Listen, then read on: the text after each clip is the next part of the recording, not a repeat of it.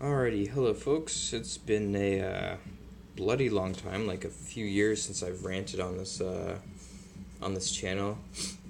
I don't know if this channel is the best place to rant this sort of way at, or if I should create a brand and that sort of thing. Whatever. Content is content. Enjoy or don't, and you can go away. So right now I'm actually really tired and not at all in the mood for this sort of thing, but I've got some sort of ramblings on my mind, and and I've been told in the past my ramblings have actually helped people. So I hope this helps people. I don't know. Whatever the case. So right now I'm in between jobs and going through my own sort of struggles and tribulations, so to speak.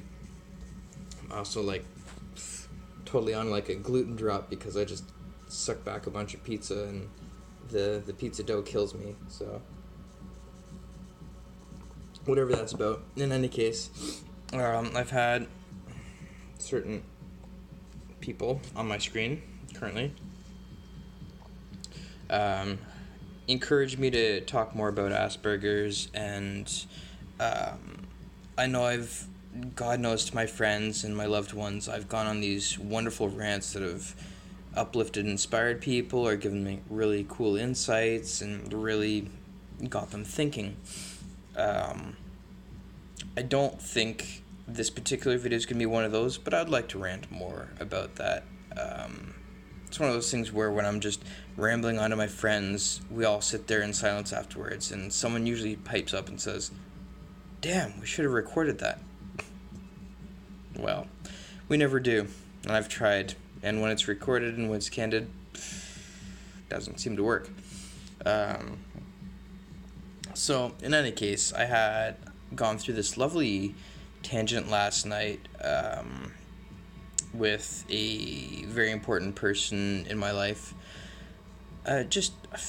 We were talking about this and that and the other thing, talked about a lot of sort of underlying principles to how things work around the world in sociology. In any case, I'll digress really quickly if I start listing off that stuff. So I'm trying to stay on topic here while hydrating because that pizza's kicking my butt.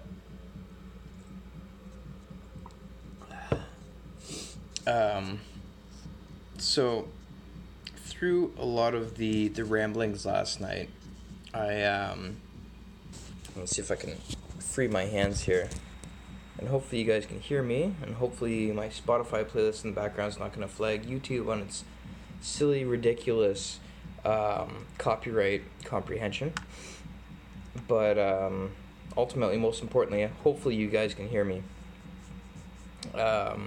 So yeah, last night I was having a really excellent conversation with someone who's really important to me, and at some point in there I just started reflecting on my own life, and it was one of those times where the individual in question, or throughout my time, my short 32 years of history on this planet, I'm only so much, but it's not the first time in my life where someone was like, "Wow, you should really write a book about your life." I'm thinking, I'm 32, I don't have much to write about. But as it turns out, at this point I do. I could probably do a trilogy on my life alone. Not a bad idea. 30 is probably a good start to write the first of the 3 books of my life, right? 30, maybe around 50, and then maybe around 70, 80. I think that'd make a lot of sense. So that's it's something that was reflected on at some point in there. But I'm off topic again. It's what I do. That's why I fiddle with things. That's how my aspie mind works. But yeah, we got talking about, more specifically, I got rambling about just a reflection over this crazy life I've had. I've gone through a lot, but I don't have anything to show for it. And I find that's one of the things I find really frustrating myself. I wrote a bunch of keyword mnemonics on a piece of paper here. It's messy. But like, just to keep track of all that stuff, like, I survived a lot of stupid things, and I've endured a lot of hard things, and I've experienced a lot of amazing things, and I've been spoilt with the people in my life. Just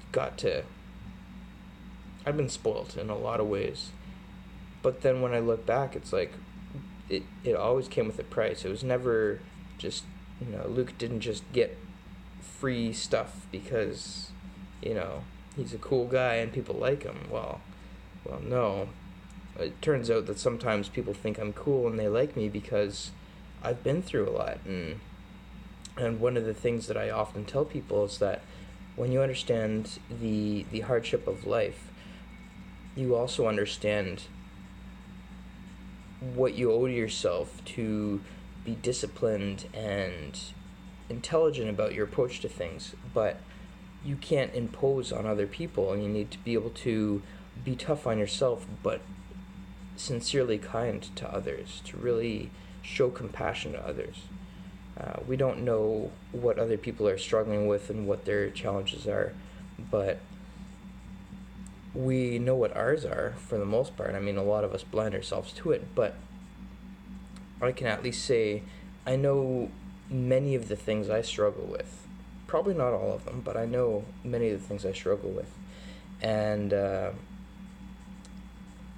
accordingly, by knowing what I struggle with, by understanding my own experience in life, when someone comes to me with their own struggles and troubles and tribulations, my first instinct is to try and fix them, to try and help them, I don't know if that's a guy thing, an Aspie thing, a problem-solving personality type thing. I don't know what that is, but I've also learned that before jumping to fix other people's problems, you need to stop and respect. I usually say cater, but you need to respect. You need to serve the human part of the equation. You can jump right to the equation and just problem solve it. And this is what you need to do, and pa pa pa pa pa pa. But more importantly, you need to take the time to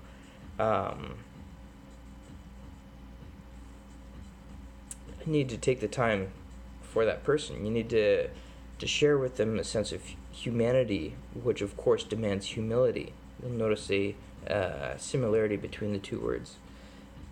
And through that humility, you can sort of approach them from a healthy space, a place and an angle that they trust, that they understand. You're not there to fix them or judge them. You're there to help them, and you sincerely care about them.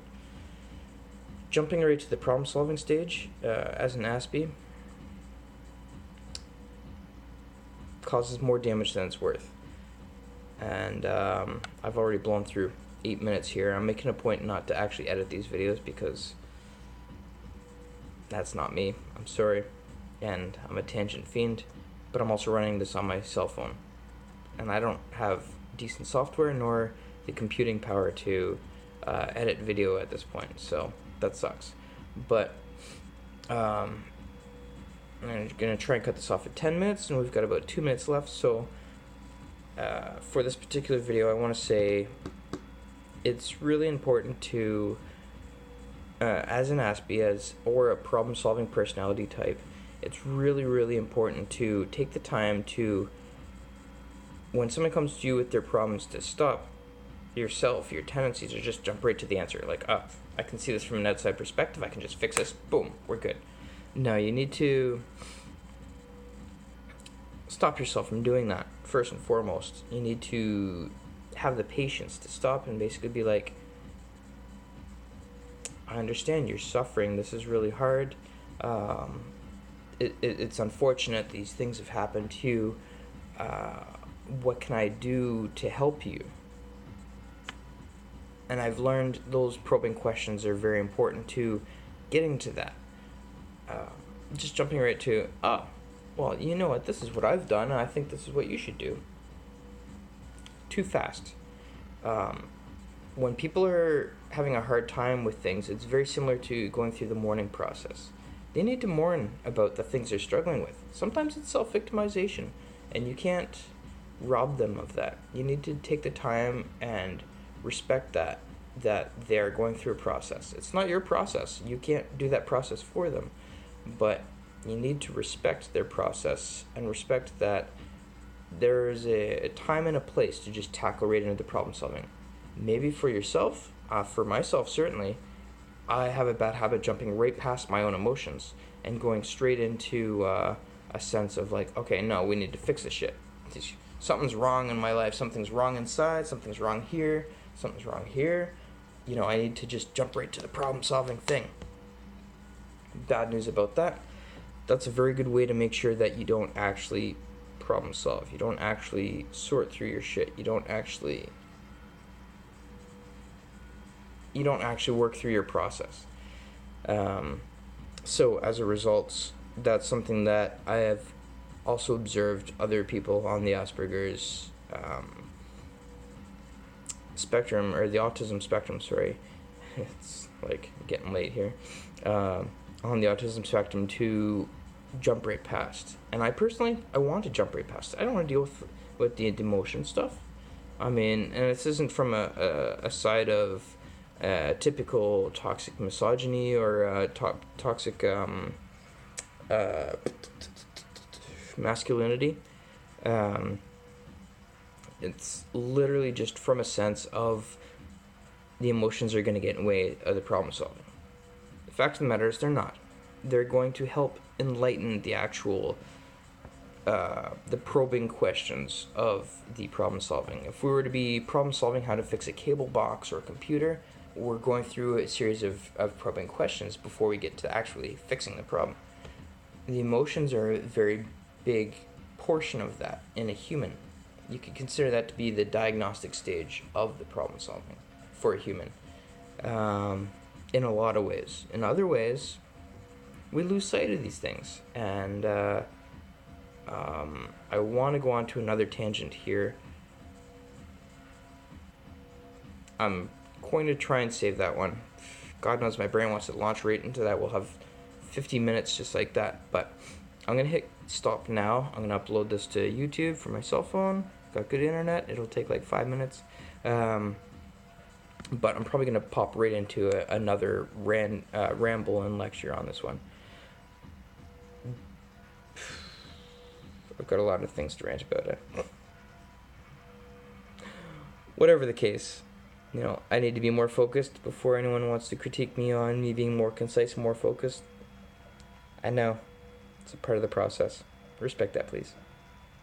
Cheers.